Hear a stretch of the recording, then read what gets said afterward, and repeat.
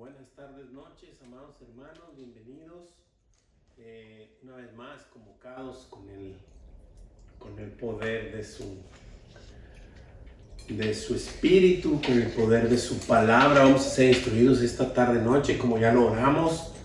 Y bueno, pues sabemos que somos empujados, ¿no? Hemos sabido por la palabra de nuestro Señor que hemos sido prácticamente arrastrados a venir a estar a sus pies, a su palabra, y pues eso nos da gozo saber que no es nuestro ánimo el que nos convoca, sino el poder de su espíritu, ¿verdad? Y nada, pues aquí estamos. Concluimos la semana pasada, gracias al Señor, la preciosa carta a los Gálatas. Y pues según anunció el pastor, vamos a estar viendo en algunas semanas, quizá 4 semanas, las siguientes, vamos a estar viendo algunos salmos. Y esta semana nos toca ver el Salmo 9. Salmo 9, el cual tiene 20 versículos y pues vamos a tratar de cubrir esta tarde noche, que el Señor nos hable y nos guíe como siempre, ¿no? La dinámica va a ser la misma, vamos a estar leyendo la palabra de Dios, a ver qué dice, y contestando las preguntitas para observar verdaderamente lo que el Señor dice en su palabra, y el Señor va a ir hablándole a cada uno por medio de su espíritu y el poder de su palabra, a cada uno conforme le va llamando, ¿no? Bien, sin más, vamos a continuar, o más bien a empezar. Déjenme compartirles el PowerPoint, el título de esta semana.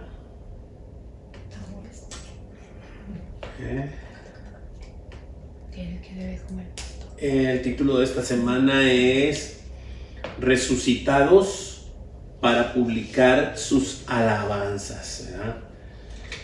Y bien, pues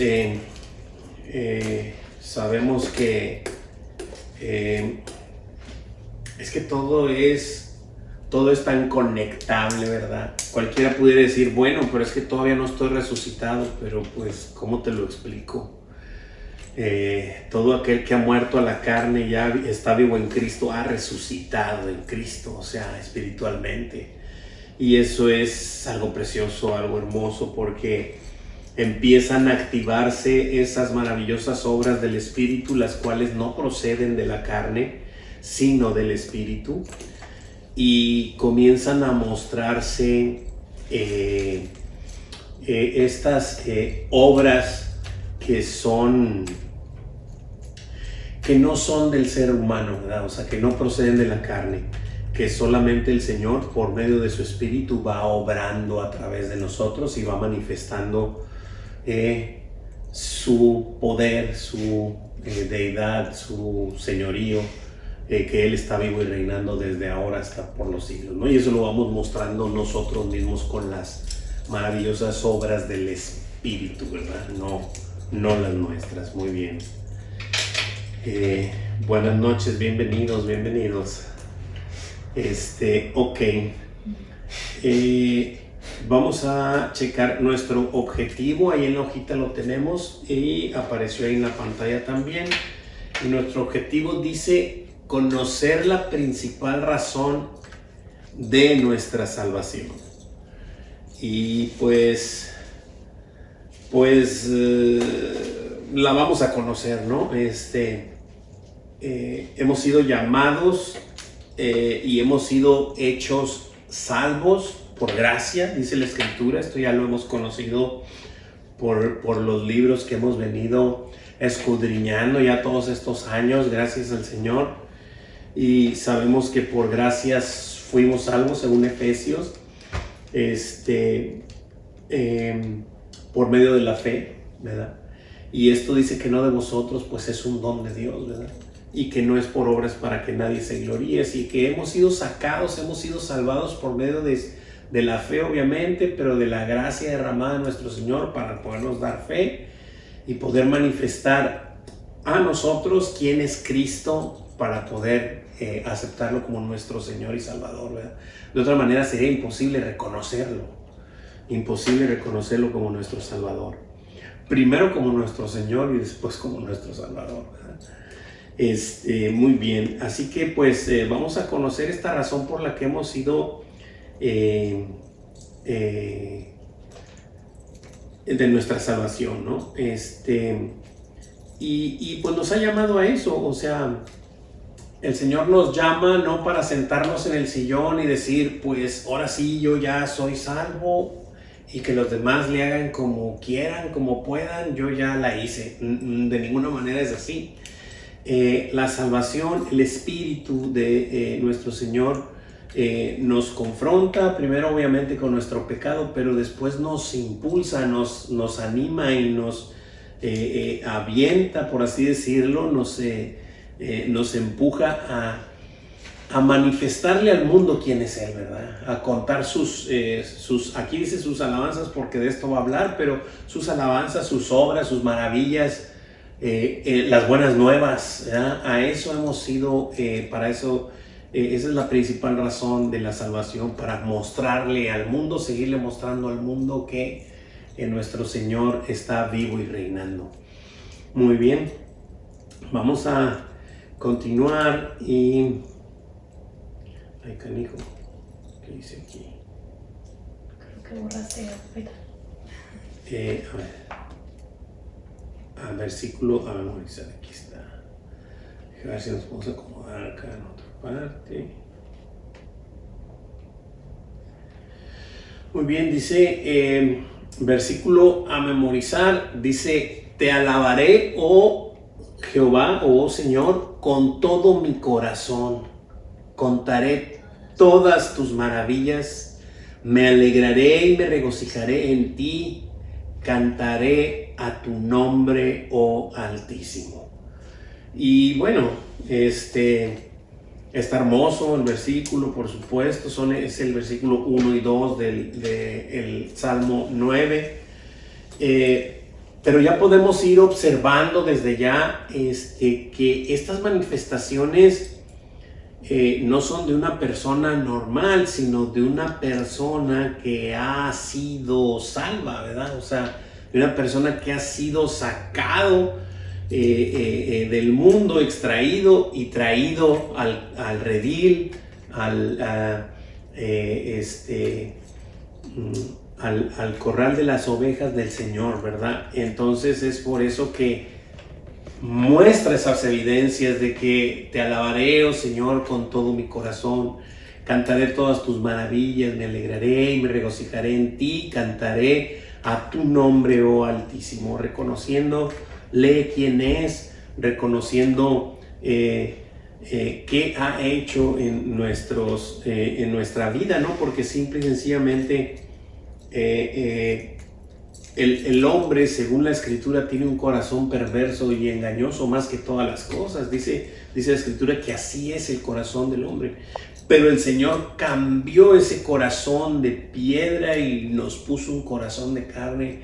Y es que entonces podemos manifestar esta evidencia de salvación, ¿no? De salvación, y no habla más de otra cosa que contar todas tus maravillas. O sea, para eso hemos sido salvos, ¿verdad? Para contarle al mundo todas sus maravillas y lo que el Señor comienza a hacer en nuestras vidas, ¿no? Yo preciso mucho eso, o sea, observo mucho que yo digo que las historias de la Escritura se hacen vivas en mi vida, o sea, las he vivido, obviamente no todas, ¿verdad? Pero he podido ver cómo estas circunstancias, estas historias se van haciendo reales en mi vida con las situaciones con las que paso yo. Obviamente mi esposa tendrá otras, mis hijas tendrán otras, mis amados hermanos, cada uno tendrá otras, ¿verdad? Pero vamos siendo testigos verdaderamente de la historia que nuestro Señor escribió, de su preciosa palabra, haciéndola vívida en nuestras vidas, vaya la redundancia.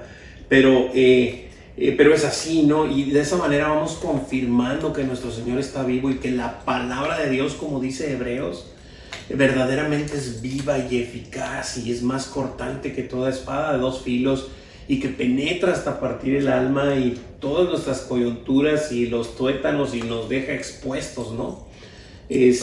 Ante los ojos de aquel que un día tendremos que dar cuentas. Pues así es la palabra, verdaderamente es viva y verdaderamente nos habla a nuestro entorno hoy en día, no cuando, digo, quizá también cuando viviste algunos años pasados, pero lo que me refiero es que es muy actual. La palabra de Dios, a pesar de que se escribió en diversos años, en diversos tiempos, por diversas plumas, pero fue inspirada por el Espíritu Santo y es más actual que el periódico de mañana en la mañana, déjame decirte. Entonces, esta es la palabra de nuestro Señor y pues vamos a ver qué nos dice, vamos a escudriñar su palabra como siempre lo hacemos y que papá nos vaya hablando a nuestro espíritu y que vaya alineando nuestras vidas conforme a su preciosa voluntad. Bien, continuamos y pues bueno, nos toca leer ese primer y segundo versículo. Los voy a leer yo como siempre. En los siguientes les pido de su ayuda. Muy bien, te alabaré, oh Dios, con todo mi corazón. Contaré todas tus maravillas, me alegraré y me regocijaré en ti. Cantaré a tu nombre, oh Altísimo. Otra de las cosas que observo aquí es no olvidemos, no quiero pasar por alto que los salmos son cantos, ¿verdad? Son cánticos al Señor. Aquí al principio dice que aquí este es un salmo de David y dice ahí que al músico principal, dice punto y coma sobre Mud-Labén, y el pastor decía que Mud-Labén es como a la muerte del hijo, la muerte del hijo. Entonces yo también no quisiera comenzar sin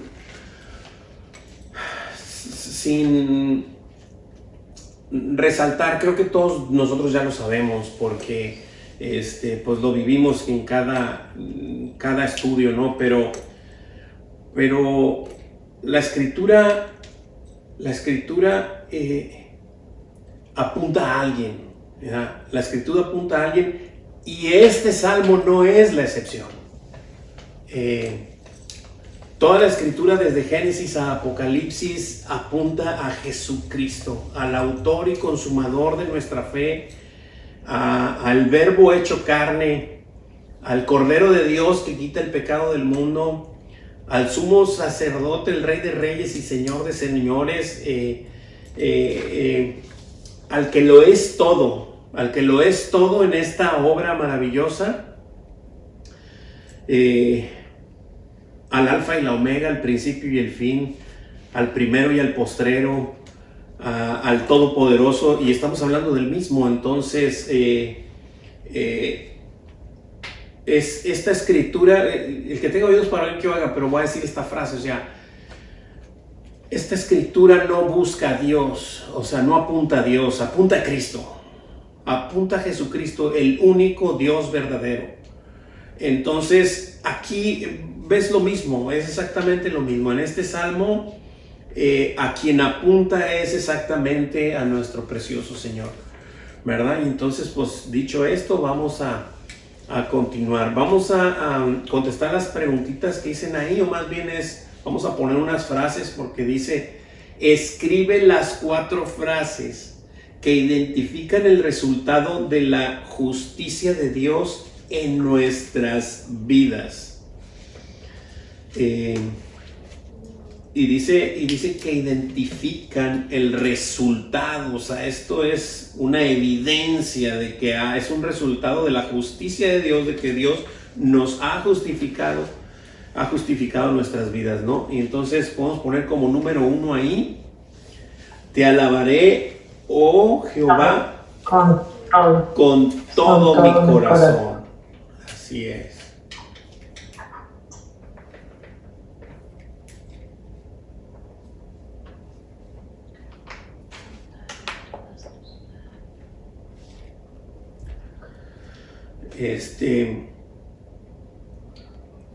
Estos cantos salen de un corazón que ha tratado con el Rey de Reyes y Señor de Señores, que ha manifestado, pero todo esto se había gestado para dejarlo escrito y para manifestar que de la misma manera un día la muerte del Hijo iba a producir precisamente justificación, justicia, ¿verdad?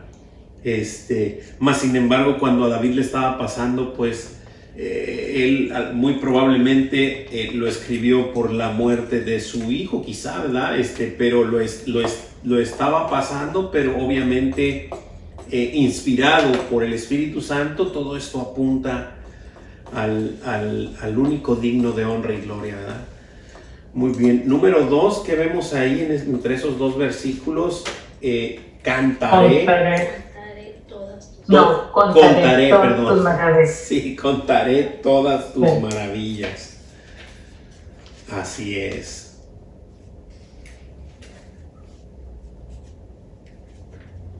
Y esto es algo que se manifiesta, o sea, volviendo a lo mismo, no es algo que tú pretendes hacer, que tú programas hacer, sino que te impulsa el Señor. Cuando el Señor viene a tu vida y te invade, tú quieres que tus familiares, a los que tú amas, conozcan al Dios que te tomó. O sea, tú quieres mostrarles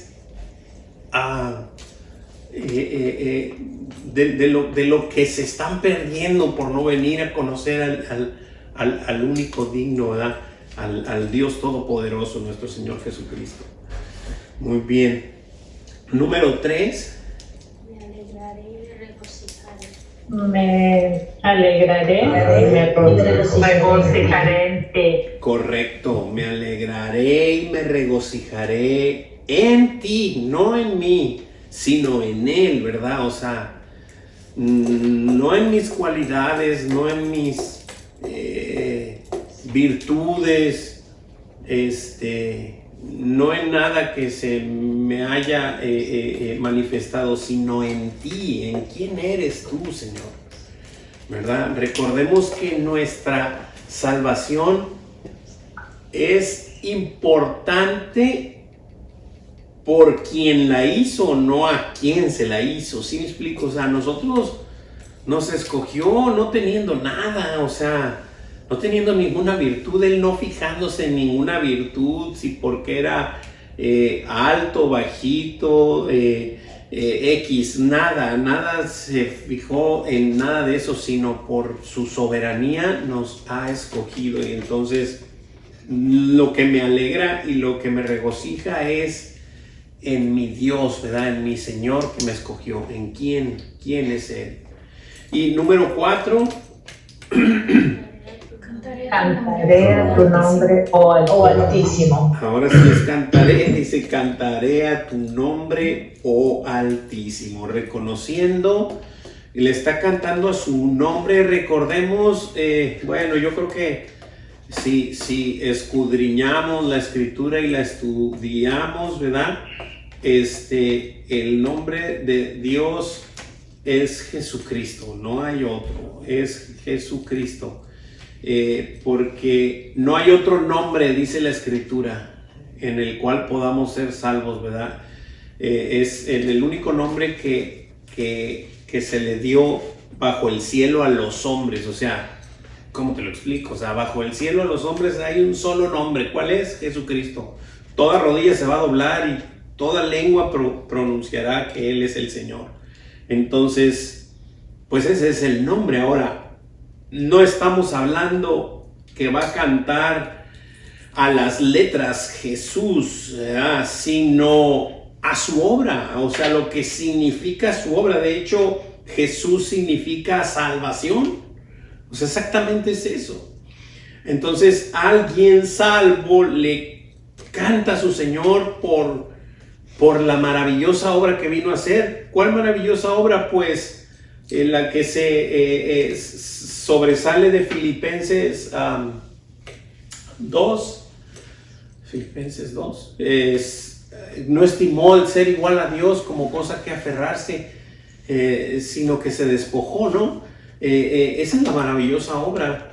Déjenme leerlo, por favor.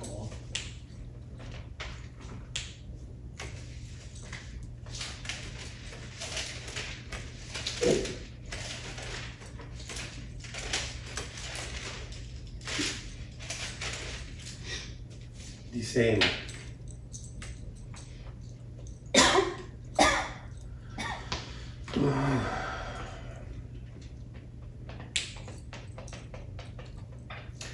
dice Filipenses 2:5, siempre leemos desde ahí, dice: haya pues en vosotros este sentir que hubo también en Cristo Jesús, el cual siendo en forma de Dios no estimó el ser igual a Dios como cosa que aferrarse, sino que se despojó a sí mismo, tomando forma de siervo, hecho semejante a los hombres, y estando en la condición de hombre, se humilló a sí mismo, haciéndose obediente hasta la muerte y muerte de cruz. Por lo cual, Dios también lo exaltó hasta lo sumo y le dio un nombre que es sobre todo nombre, para que en el nombre de Jesús se doble toda rodilla de los que están en los cielos y en la tierra y debajo de la tierra, y toda lengua confiese que Jesucristo es el Señor, para gloria de Dios Padre. Pues creo que más claro ni el agua. Esa es la obra, esa es la maravillosa obra, ¿verdad? Y a su nombre cantaremos, a su nombre salvación cantaremos. Y recuerden que cantarle, o más bien alabarle, por así decirle, alabanza, la raíz de la palabra alabanza sabemos que es judío, ¿verdad? Entonces viene de ahí, de esa raíz de alabanza, ¿verdad? Entonces, de alguna manera el Señor lo tiene todo sujeto, ¿verdad? Todo sujeto. ¿Alguien tiene alguna pregunta, alguna duda, algún comentario? Muy bien, continuamos por aquí. ¿Todo bien?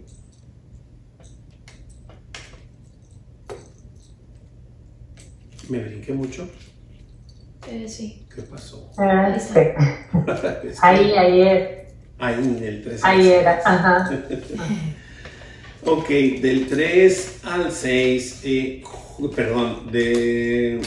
vamos a leer, sí, del 3 al 6. Joel, 3 al 6. sí, ¿me podrías ayudar, Joel, por favor? ¿El 13? Sí. Bueno. Mis enemigos volvieron atrás, cayeron y perecieron delante de ti, porque has mantenido mi derecho y mi causa. Te has sentado en el trono juzgando con justicia. Reprendiste a las naciones, destruiste al malo, borraste el nombre de ellos, eternamente para siempre. Los enemigos han perecido, han quedado desolados para siempre, y la ciudad que derribaste, su memoria pereció con ellas. Amén, gracias. Ok, así que observamos en este canto, en esta alabanza, ¿verdad? Comienza a hablar de los enemigos, ¿verdad? Y dice: mis enemigos volvieron atrás, cayeron y perecieron delante de ti, ¿verdad? Y hacía una pequeña observación el pastor que estos enemigos, obviamente, hablando del pecado principalmente, pues es el principal enemigo que el Señor venció en la cruz, y de la muerte, ¿verdad? O sea, el pecado y la muerte, pues, delante del Señor cayeron cuando Él estaba crucificado. Dice la Escritura que venció a la muerte con la muerte, ¿verdad? Así que despojándonos de todo pecado a todo aquel que cree en esa maravillosa obra, ¿verdad?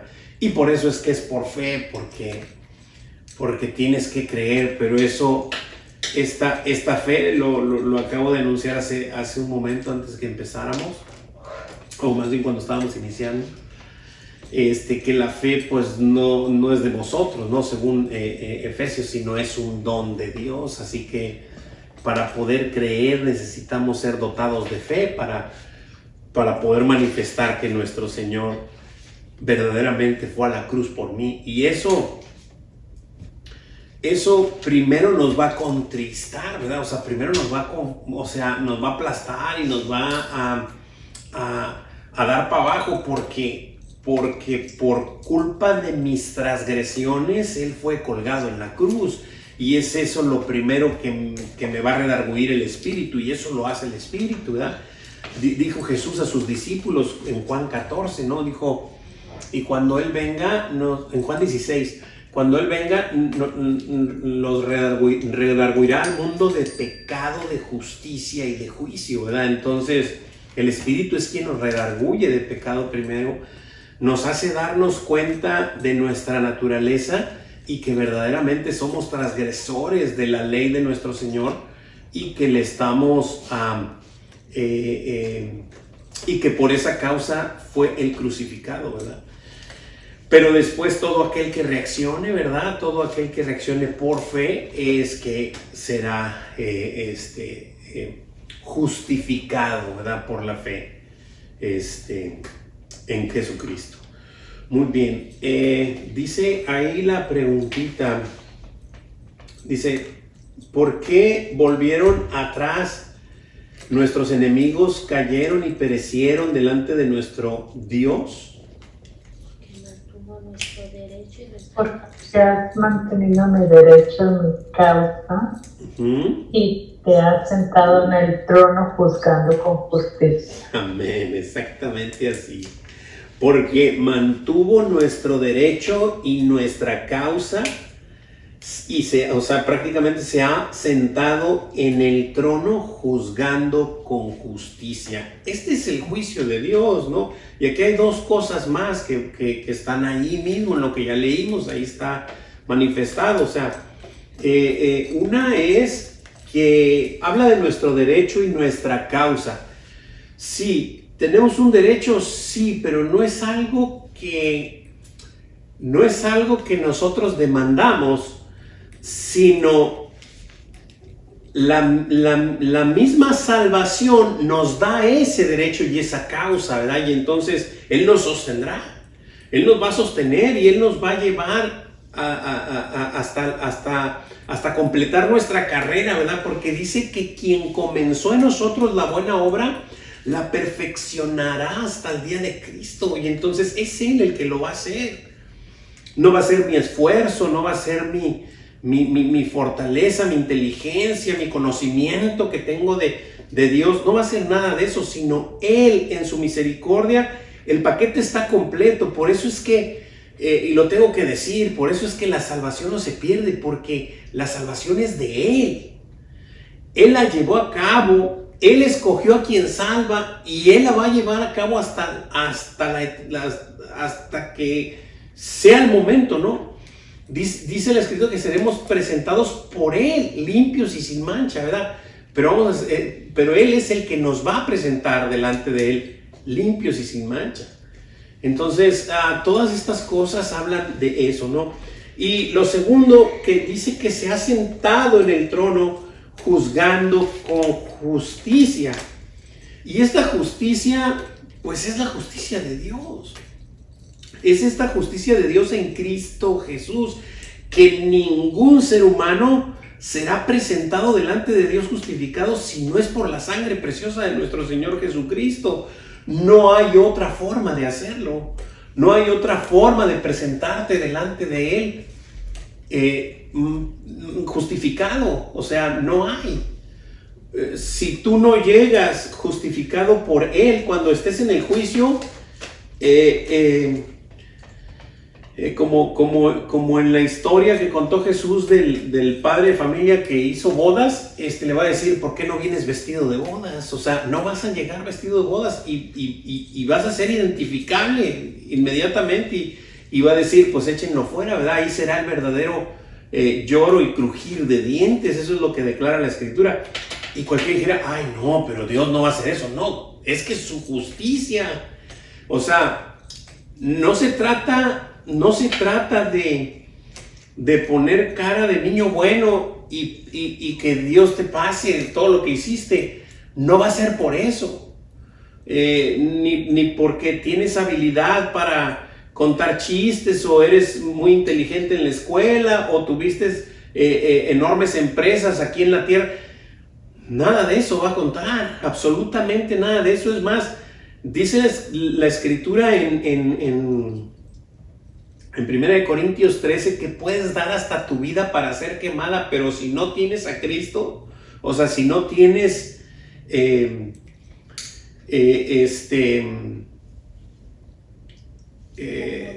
perdón, Si no tienes el amor de Cristo. el amor de Cristo, así es, de nada te sirve, de nada te va a servir, absolutamente de nada. Y es esa misma manifestación de amor y de presencia de nuestro Señor Jesucristo en nosotros, ¿verdad?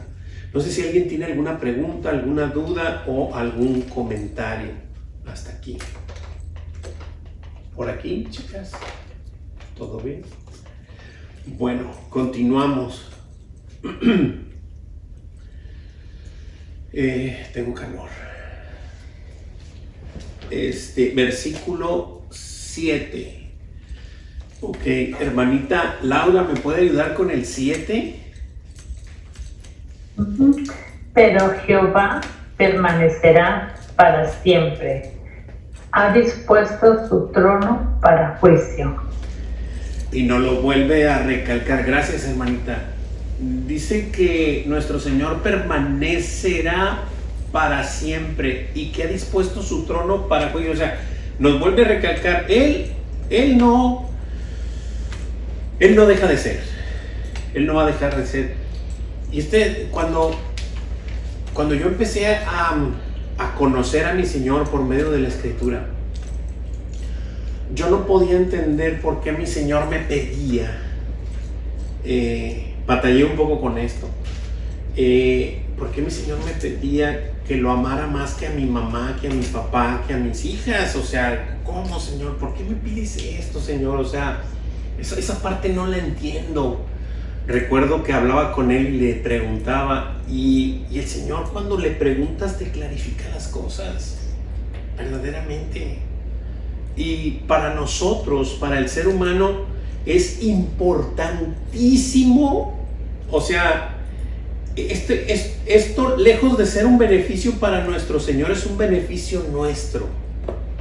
Y les voy a explicar qué me dijo en ese tiempo, ¿verdad? Me dijo, mira, Juan de Dios,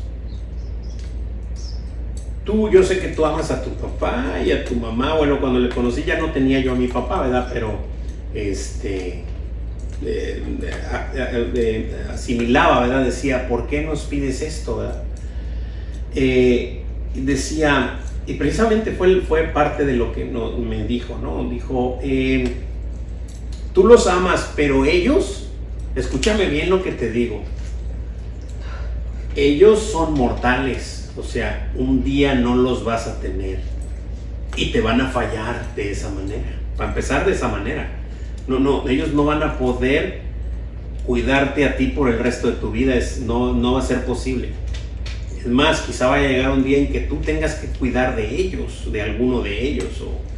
Entonces, tus hijos de la misma manera son mortales. O sea, y si llegase a ocurrir alguna situación, por eso es importantísimo que me ames primero a mí. Yo jamás voy a dejar de ser, jamás. Y yo jamás te voy a fallar en ningún otro aspecto. Tu papá, tu mamá, tus hermanos, tus hijos, tus familiares, ¿verdad? O sea, pueden fallarte en cualquier otra circunstancia. Aparte de que son mortales y de que en cualquier momento se puede ir cualquiera y tú vas a sentir como que, ¿verdad? Entonces dice, pero yo no. Si tú me amas más a mí, tú vas a estar fortalecido en mí. Y esas cosas te van a doler, porque te va a doler perder un ser querido, por supuesto. Pero tú vas a estar firme en mí, que no dejo de ser nunca. Y que siempre voy a estar contigo y que siempre puedo sustentarte y que siempre puedo estar a tu lado. Entonces eso a mí me dio mucha fortaleza y me dio mucho entendimiento esa parte, ¿verdad? Y bueno, dice ahí la preguntita, dice: en contraste con el destino temporal de los enemigos de Dios, ¿cuál es la verdad acerca de Dios? Él permanecerá para siempre. Para siempre. Qué hermoso, ¿no? Él permanecerá para siempre. Para siempre. Él no va a dejar de ser, Él nunca te va a abandonar. En cualquier circunstancia, aunque tú pienses que no está, Él va a estar ahí, ¿no? Él va a estar ahí sosteniéndote. Y eso es, ¿por qué? Porque aunque nosotros seamos infieles, Él permanece fiel, ¿no? Él no es como nosotros, Él no puede negarse a sí mismo. Es increíble. Pero estas cosas las tienes que hacer tuyas. O sea, estas palabras de nuestro Señor, me encanta. ¿Dónde está eso? Siempre se me olvida y a veces lo quiero comentar y se me olvida ese versículo. ¿Cuál? En donde dice: si ustedes me rechazan, yo también lo rechazaré, pero si me fueres infiel, yo permanezco fiel. ¿Dónde está eso? Lo quiero leer porque está hermoso eso. Creo que es en Mateo 10:33. No, creo que es en alguna carta de Pablo, hermanita. Estoy casi seguro, pero no recuerdo dónde. Pero a ver, vamos a ver Mateo, eso que dijo. Dice, y cualquiera que me niegue delante de los hombres, yo también te negaré delante de mi Padre que está en los cielos. Nada más dice sí. Eso, es Mateo 10:33. Es No es Timoteo eso. 2:13. Gracias. Gracias, hermanita, como quiera por ese Mateo. Pero es segunda de Timoteo 2:13. Acompáñenme, por favor, porque quiero. Ahí vas a responder. Ya. Es primera de Timoteo. Segunda de Timoteo. Segunda. Timoteo 3. Segunda de Timoteo. Segunda de Timoteo 2:13. 2:13. 2:3. Sí, pero voy a leer. Voy a leer desde el 10. Bueno, desde el 11. El 11 dice: palabra fiel es esta. 2 puntos. Y aquí está lo primero, y cómo es increíble nuestro Señor. Dice: si somos muertos con Él, también viviremos con Él. Esto lo está por toda la Escritura, ¿no? El que muere, resucita con Jesucristo. O sea, si mueres con Él en la cruz, si mueres crucificado, si te crucificas, resucitas con Él, vas a vivir con Él, también viviremos con Él. Eso está claro. Si sufrimos, también reinaremos con Él. O sea, si padecemos, si padeces por causa de su nombre, vas a reinar un día con Él. Imagínate poder reinar con Él en la eternidad. Y luego dice: si le negáremos, Él también nos negará. Y eso confirma lo que ahorita nos leyó ahí en Mateo. Lo dijo Jesús de sus palabras, ¿no? Entonces, si nosotros le negamos, no hay problema. Tú me niegas, no quieres saber nada de mí, yo también nada de ti, sin ningún problema. Pero el siguiente versículo es el que, cuando lo entendí, me rompió. O sea, si fuéramos infieles, Él permanece fiel. Él no puede negarse a sí mismo. Y yo dije: a ver, Señor, ¿en dónde está el asunto? Pues en la fidelidad, porque fiel o infiel es alguien que rompe una relación, o sea, una relación estrecha.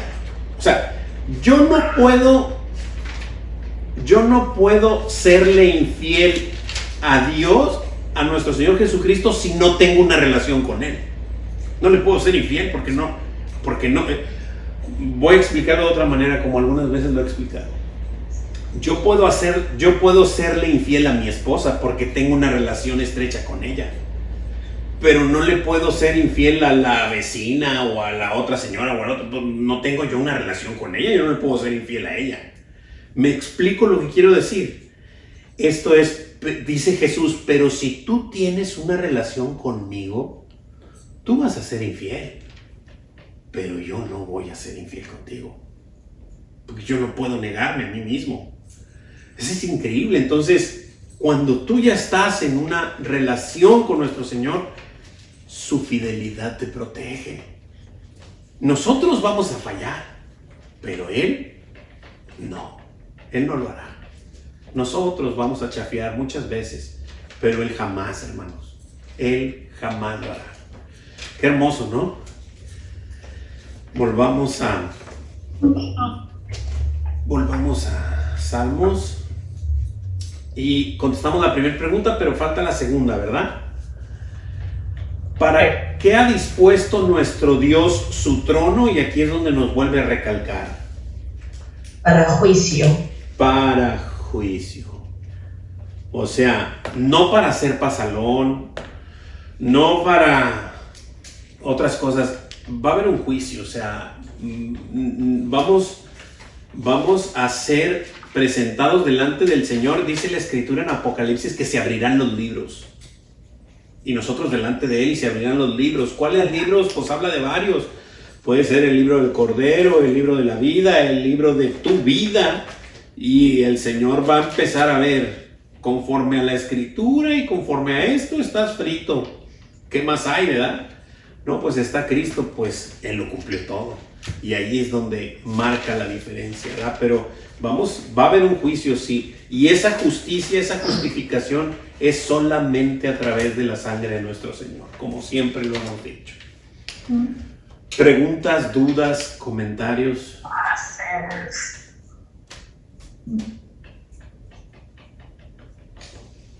Ok. Bueno, sí, siguiente versículo. 8. Amor, ¿me ayudas fuerte y claro con el 8? Él juzgará al mundo con justicia y a los pueblos con rectitud. Amén. Dice que Él juzgará al mundo con justicia y a los pueblos con rectitud, ¿verdad? Obviamente hay una rectitud en los pueblos, se les dio leyes que ahorita han sido totalmente distorsionadas por conveniencia de la misma gente, por conveniencia de los gobernantes y de los gobernados. El ser humano simple y sencillamente no sirve para gobernarse solo, no fue creado para eso, y ha permitido que él mismo se gobierne, y esto es lo que ha pasado. Nomás prendan la tele en cualquier noticiero o abran cualquier red social en donde se ven las noticias y está esto de cabeza. El mundo está completamente de cabeza, pero el mundo, Él juzgará al mundo con justicia. ¿Cuál justicia? La justicia de nuestro Señor Jesucristo, ¿verdad? Ok. ¿Cómo juzgará Dios al mundo? Con justicia y Con justicia y a los pueblos con rectitud. Así es. Tenemos un versículo ahí de Hechos. ¿Lo tienes, Laura? Sí, lo tengo. Laura, mi hija, lo va a leer. Hechos 17, 30 y 31. Adelante. Dice 17, 30, 31. Pero Dios, habiendo pasado por alto los tiempos de esta ignorancia, ahora manda a todos los hombres en todo lugar que se arrepientan, por cuanto ha establecido un día en el cual juzgará al mundo con justicia, por aquel varón a quien designó, dando fe a todos con haberle levantado de los muertos. Wow. ¿Habrá alguna duda de quién está hablando? ¿Cuál es la justicia de Dios? Jesucristo mismo. O sea, por todos lados, y lo volvemos a ver y siempre lo veremos. El que no lo quiera ver, pues es porque no lo quiere ver, ¿verdad? Pero está por todos lados en la Escritura La justicia, la única justificación por la que podemos presentarnos delante de Dios limpios y sin manchas a través de aquel que le levantó de los muertos, de nuestro Señor Jesucristo. Esa fue la manifestación de amor, ¿verdad? Morir por todos. Primero venir, porque pues no estimó el ser igual a Dios. ¿Cómo te lo explico? O sea, venir como siervo y luego en la condición de hombre y luego humillarse hasta la muerte y muerte de cruz.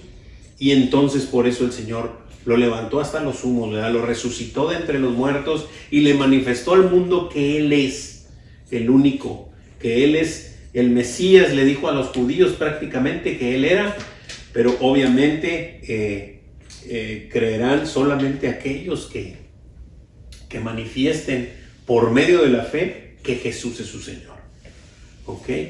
¿Alguna pregunta, duda o comentario hasta aquí?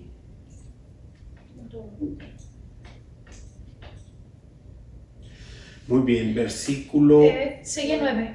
Sigue el 9. 9. Muy bien. Laurita, ¿me ayudas fuerte y claro? Laurita, mi hija. Dice, el Señor será refugio del pobre, refugio para el tiempo de angustia.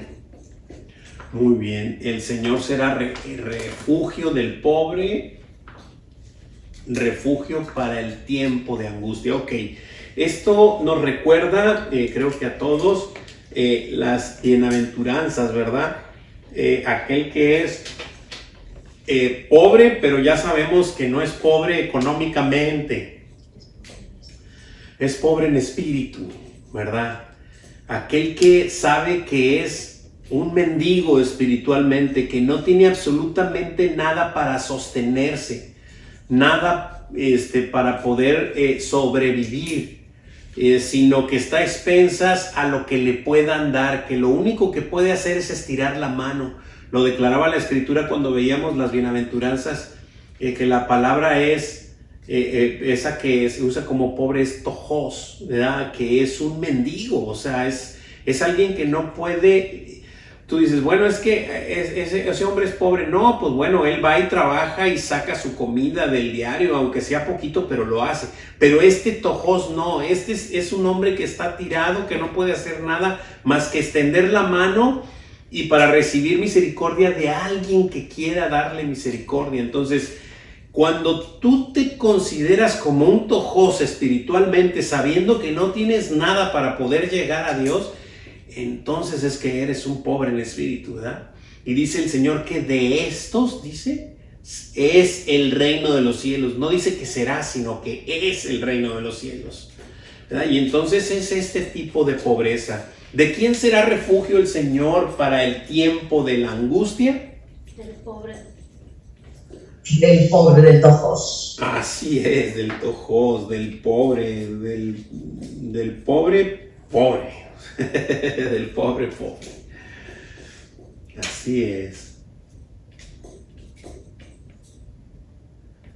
Cuando lo único que puedes hacer es clamar por misericordia, y el Señor en su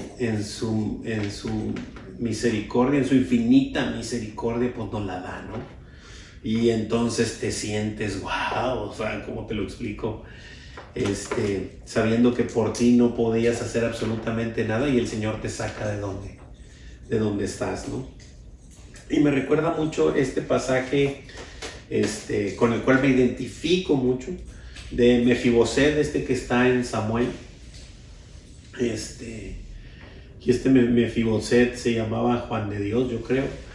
Y pues estaba tirado y el rey lo mandó a llamar. O sea, wow, cuando el rey te manda a llamar, dices, no puede ser, Señor, me sacaste de donde yo no podía salir, sino tú en tu misericordia y con tu poder me sacaste de ahí, Señor. Bendito seas, Padre hermoso. Continuamos, hermanos. 10. Hermanita Leti, ¿me ayuda con el 10, por favor? Claro que sí. En ti confiarán los que conocen tu nombre, por cuanto tú, oh Jehová, no desamparaste a los que te buscaron. Amén. Y aquí volvemos a entrar en esa parte, ¿no? esa parte, en ti confiarán los que conocen tu nombre. Obviamente, se van a ir manifestando los que te conocen, los que conocen tu obra, se van a ir manifestando y van a confiar en ti, van a tener fe en ti, por supuesto, Señor. Por cuanto tú, oh Señor, no desamparaste a los que te buscaron. Y wow, esto es increíble, ¿no? Yo sé que este tipo de doctrina no se enseña en las iglesias hoy en día, pero Romanos dice que no hay quien busque a Dios, ¿verdad? O sea, no hay quien busque a Dios, pero obviamente hay quien le busca, por supuesto que sí. Entonces contradice la Escritura. No. Lo que pasa es de que te platica una circunstancia que es nuestra naturaleza caída, por la cual no puedo buscar a Dios, y cuando Él me encuentra, cuando Él me llama, entonces es que le busco. Cuando Él me llama, ejemplo, en Apocalipsis dice: yo estoy a la puerta y llamo. El que abra, entonces Él está llamando. Dice: bueno, pues es que yo abrí. Pues abriste porque tocaron. Pero si no tocan, ¿cómo abres? ¿Cómo te lo explico? Y de esa manera se manifiesta, ¿no? Entonces, me encanta el versículo unos versículos de Isaías. ¿Son los que me gustan? ¿Son los que me gustan? Sí. Esos, Isaías 60 No, es 57. No, es 60 Sí, 60 y algo. Sí. 65, Isaías 65, 1 y 2. Vamos a leer esta hermosa escritura para ver quién es el que le busca al Señor. Y para presentarnos verdaderamente cómo son las cosas. El Señor no haya cómo decirnos de qué manera Él hace que tú puedas venir a correr a sus brazos, pero Él lo hace. Dice: Solo es el 1. fui buscado, así es el 1, fui buscado por los que no preguntaban por mí. Oh Señor, fui hallado por los que no me buscaban. Dije a gente que no invocaba mi nombre: heme aquí, heme aquí. Uf, qué increíble, Señor. O sea, tú me hiciste buscarte, depositaste tu espíritu en mí y me hiciste correr a tus brazos, Señor. Activaste el hambre y sed de justicia en mí, Señor, para poder buscarte y desearte y encontrarte, pero verdaderamente tú fuiste el que te manifestaste a mí. Está declarado aquí en este versículo increíble, ¿no? Muy bien, sigamos. Vamos a contestar las preguntitas. ¿Quiénes son los que confían en Él? Los que conocen su nombre. Pues nada más ni nada menos los que conocen verdaderamente su nombre. Y los que le conocen, ¿qué creen? Están experimentando la vida eterna, ¿no lo creen? Los que le conocen, porque Juan 17 lo declara. En esto consiste la vida eterna, en que te conozcan a ti, el único Dios verdadero, y a Jesucristo a quien has enviado, Señor. Qué increíble cómo es la palabra de Dios, que está sujeta por todos lados, ¿no? Dice, y esta es, y fíjate cómo lo declara, y es palabra de Jesucristo. Juan 17:3, palabra de Jesús, y dice así: y esta es la vida eterna. 2 puntos. ¿Qué quiere decir? Que va a decir cuál es la vida eterna. Que te conozcan a ti, el único Dios verdadero, y a Jesucristo a quien has enviado. ¡Wow! ¡Qué increíble! Entonces, conocerle, obviamente, la pregunta está, me encanta cómo se estructuró esa pregunta. ¿Quiénes son los que confían en Él? Pues los que tienen la vida eterna, ¿no? Los que le conocen, los que conocen su nombre. Wow. Yo no sé, pero no hay manera de errar. ¿A quiénes no desampara el Señor? A los que le buscan. A los que le buscan. Exactamente. A los que le buscan. ¿Alguna pregunta, duda, comentario? ¿Todo bien? Ok, versículo 11. Hermanita Tere, ¿podría ayudarme con el 11? Claro que sí, hermano. Dice, cantad al Señor que habita en Sión, publicad entre los pueblos sus obras. Amén. Gracias, hermanita. Gracias. Perfecto. Entonces dice que cantad a Jehová que habita en Sión, publicad entre los pueblos sus obras. O sea, dalas a conocer y cántale al Señor, cántale a Dios. ¿A cuál Dios? Porque había miles de dioses, pero al que habita en Sión. Tienes que conocer a ese, el Dios de la Escritura, ¿sí? No el Dios que me enseñó mi abuelita o mi mamá o mi vecina, la religiosa, no. El Dios que está aquí en la Escritura, nuestro Señor. Por lo tanto, ¿a quién podemos y debemos cantar? Al Señor que habita en Sion. Al Señor que habita en Sion. Excelente, al Señor que habita en Sion. Habita en Sion. Al Señor que habita en Sion. ¿Y qué debemos publicar entre los pueblos? Sus Sus obras. obras. Sus obras. Wow, qué increíble. Enseñando, dijo el Señor, ¿no? En la gran comisión, dijo, enseñándoles todas las cosas, o sea, manifestar sus obras, enseñándole todas las cosas. Muy bien, continuamos, versículos, estos va a estar largo, 12 al 20. del 12 al 20, para poder contestar ahí una preguntita. Muy bien.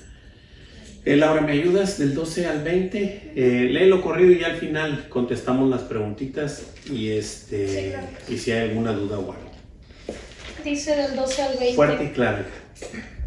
Dice, porque el que demanda la sangre se acordó de ellos, no se olvidó del clamor de los afligidos. Ten misericordia de mí, Señor. Mira mi aflicción que padezco a causa de los que me aborrecen. Tú que me levantas de las puertas de la muerte, para que cuente yo todas tus alabanzas en las puertas de la hija de Sión, y me goce en tu salvación. Se hundieron las naciones en el hoyo que hicieron. En la red que escondieron fue tomado su pie. El Señor se ha hecho conocer en el juicio que ejecutó. En la obra de sus manos fue enlazado el malo. Los malos serán trasladados al Seol, todas las gentes que se olvidan de Dios. Porque no para siempre será olvidado el menesteroso, ni la esperanza de los pobres perecerá perpetuamente. Levántate, oh Señor, no se fortalezca el hombre, sean juzgadas las naciones delante de ti. Pon, oh Señor, temor en ellos, conozcan las naciones que no son sino hombres. Amén. Qué hermoso, qué hermosa salmo, qué hermosa canción, qué hermoso salmo que nos manifiesta y nos deja todo eso, ¿no? Primero levanta sus atributos sabiendo que Él va a poner en su lugar todas las cosas, sabiendo que lo va a hacer, pero también nos deja muy en claro que los malos serán trasladados al Seol, o sea, no va a haber opción. Y nos deja claro allá al final, dice, ponos, Señor, temor en ellos, o sea, temor en nosotros, en los hombres, ¿verdad? Y que conozcan, o sea, que conozcamos las naciones que no somos solo, sino hombres, o sea, y que verdaderamente necesitamos de un Dios que nos venga a salvar, que nos venga a sacar de esta línea, ¿verdad? En la que vamos desde que nacemos, que vamos hacia la muerte, hacia el Seol, pero Él en su misericordia va sacando uno a uno por la locura de la predicación del Evangelio a los que escogió. La preguntita en nuestra hojita dice así, dice, ¿para qué nos levanta el Señor de las puertas de la muerte? Para que contemos toda su alabanza en las puertas de la hija de Sión y nos gocemos su salvación. Amén. Para que contemos todas sus alabanzas en las puertas de la hija de Sión y nos gocemos en su salvación. Ahí está, ¿no? Sabiendo todas estas cosas, que el Señor va a poner en su lugar todo y que manifestándonos quiénes somos, ¿no? O sea, que tengamos bien claro quiénes somos, quién es Él y cuál es nuestro lugar para no pretender ser más de lo que verdaderamente somos, ¿no? Simplemente somos polvo. Y un día volveremos ahí, obviamente nuestro cuerpo, pero Él nos habrá sacado, ya que nos redimió por la sangre preciosa de su Hijo, y le veremos cara a cara un día por la eternidad, ¿verdad? Y ese es nuestro gozo y esa es nuestra esperanza. ¿Alguna pregunta, alguna duda, algún comentario, amados hermanos? Sabe, una cosa que me vino a la mente también leyendo un poco del versículo 14, hoy total con Laurito. Bueno, 13-14, ¿verdad? Tú que me levantas las puertas de la muerte para que cuente yo todas tus alabanzas en la puerta de la resurrección y me goce en tu salvación. Básicamente es una forma poética de describir lo que es ser llamado por el Señor, ¿verdad? Lo que es vivir para Él. El Señor no te levanta de la muerte para que tú andes como tú andabas antes. Eso es para que tú vivas para Él, para que tú camines con Él, para que verdaderamente vivas como Él tuvo el intento desde el principio, ¿verdad? Que vayamos contando de todas sus maravillas, cantando sus alabanzas y gozando en nuestra salvación. Exacto. O sea, es una forma muy poética y muy sencilla, pero es la esencia de lo que es caminar con el Señor. Exactamente, levantarnos para manifestarle al mundo que Él verdaderamente está vivo, reinando y en control. ¿Cómo? Pues cambiando a los suyos, o sea, transformándolos de como eras antes a cómo el Señor te va transformando y que el mundo pueda ver esa evidencia, ¿verdad? Y obviamente eso es lo que hablan estos 3 versículos prácticamente que comentabas, estos 2 versículos. Así es. ¿Alguien más? ¿Alguna pregunta, duda o comentario?